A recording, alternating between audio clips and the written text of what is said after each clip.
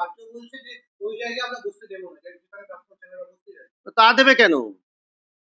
কয়লা চোর, বাড়ি চোর, চাকরি চোর, এদেরকে প্রোটেক্ট করতে হবে তো। অত 2 নম্বরই মালগুলো তাদেরকে তো প্রোটেক্ট করতে হবে, তাদের জন্য সময় দিতে হবে।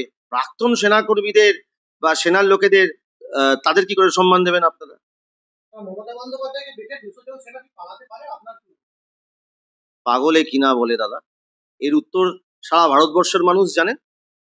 উল্টো পাল্টা কথা, উল্টো পাল্টা বক্তব্য, এ বক্তব্যের কোনো না আছে মাথা না মুন্ডু।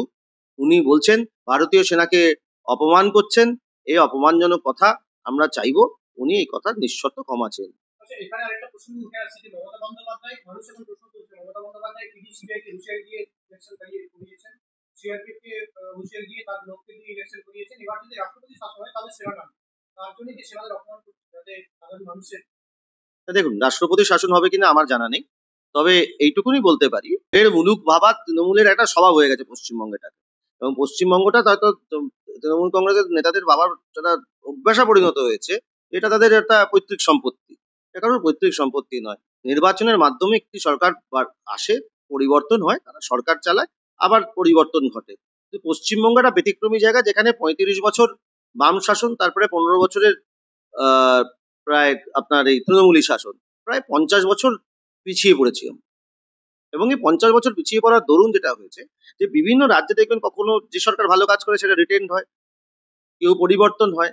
এই পরিবর্তন না করার একটা মানসিকতা থেকে, যেখানে আমাদের রাজ্যের একটা ট্রেন্ড থেকে গেছে, যেটা ইতিহাসের ট্রেন্ড থেকে, তো লোকে পলিটিক্যাল লোকেরাও সে থেকেই তো এক্সপিরিয়েন্স নেয় বা পড়াশোনা করে যখন, সেখানে যখন আমরা দেখি যে এই যে পরিবর্তন না হওয়াটা, এটা কিন্তু একটা নেগেটিভ সাইড রয়েছে।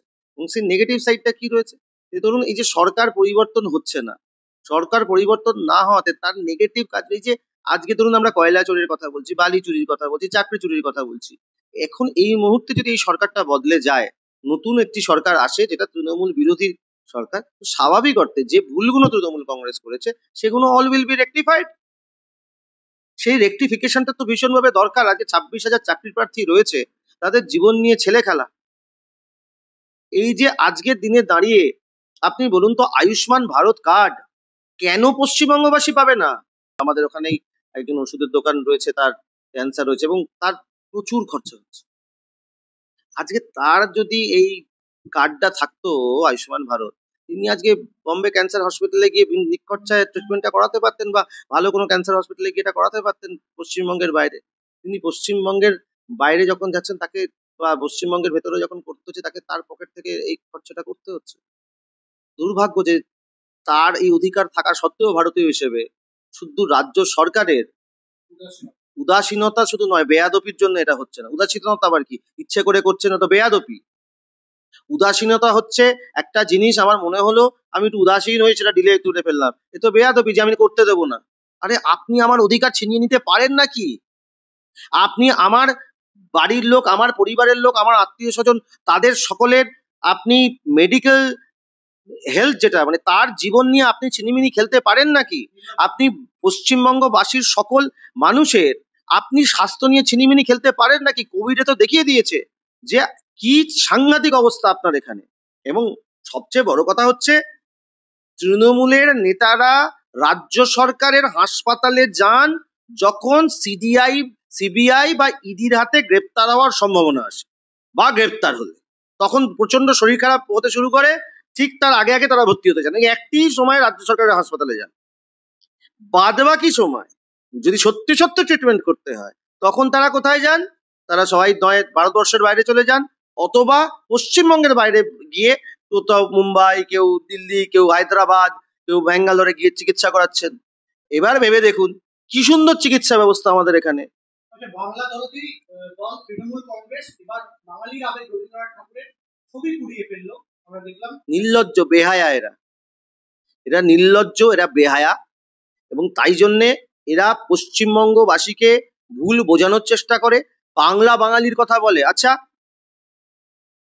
এমপি ক্যান্ডিডেট যখন দিয়েছিলেন, বাংলায় কি বাঙালি ক্যান্ডিডেট কম পড়িয়া ছিল আপনাদের? আপনি বাংলার অস্মিতার কথা বলেন। আচ্ছা, আপনি তো গুজরাট থেকে ক্যান্ডিডেট নিয়ে এসছেন, তাকে সাংসদ বানিয়েছেন ইউসুফ পাঠানকে। ইউসুফ পাঠান কোন হোমে আর কোন যজ্ঞে লাগছে পশ্চিমবঙ্গের? শত্রুঘ্ন সিনহা, কীর্তি আজাদ, সব বাংলার সন্তান।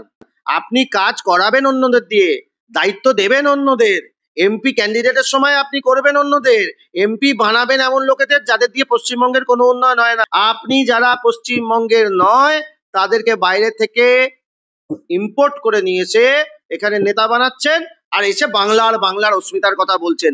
একটা নৈরাজ্যের সৃষ্টি হচ্ছে পশ্চিমবঙ্গে, এবং আমরা একটা বারুদের স্তূপের ওপর রয়েছি, যে বারুদের স্তূপের ওপর যে কোনো মুহূর্তে সবাই হয়তো চলে যেতে পারি। তখন কিন্তু দল তো মত নির্বিশেষে কেউ বাঁচবে না। আজকে ওনারা ভাবছেন হয়তো একটা দিক আমরা নিয়ে চলছি, তোষণ করছি, এই যে এ করছি না, যে এসআইআর নিয়ে এত বাধা কেন ভাই? বাংলাদেশি নাগরিকরা যদি থাকে তাদেরকে জামাই আদর করে পশ্চিমবঙ্গে রেখে দেওয়া হবে কিসের জন্য? ভারতবাসী নয় বলে? এসআইআর করতে এত ভয় কেন? এই মমতা বন্দ্যোপাধ্যায় তো একই কথা বলেছিলেন যখন বামফ্রন্ট শাসন ছিল। এখন ডিগবাজি শুধু ভোটের জন্য, যে নোয়িং ফুললি ওয়েল যে অনেক বহু বাংলাদেশি এখানে ভোটার রয়েছে, আর আমি যদি একটু কিছু তোষণ করি তাহলে সেই ভোটগুলো আমার দিকে রইবে। কোনো ভারতবাসী ছাড়া কেউ ভোট দিতে পারবেন না। নিজেরাই তো কদিন আগে বলছিলেন আমরা বুথে বুথে যাবো, ডবল বুথে এখানে নাম রয়েছে, কি হলো? এখন সব এসআইআর হবে শুনে সব পাল্টে গেল বক্তব্য। আসলে হচ্ছে মুখ আর মুখোশ এত সুন্দরভাবে ব্যবহার করেছেন, এখন মানুষরা ধরে ফেলেছে। তাই ওনাকে শুভনন্দন জানাই যে আপনি চান আর আপনি না চান এসআইআর হবেই, আপনারা হারও নিশ্চিত। SIR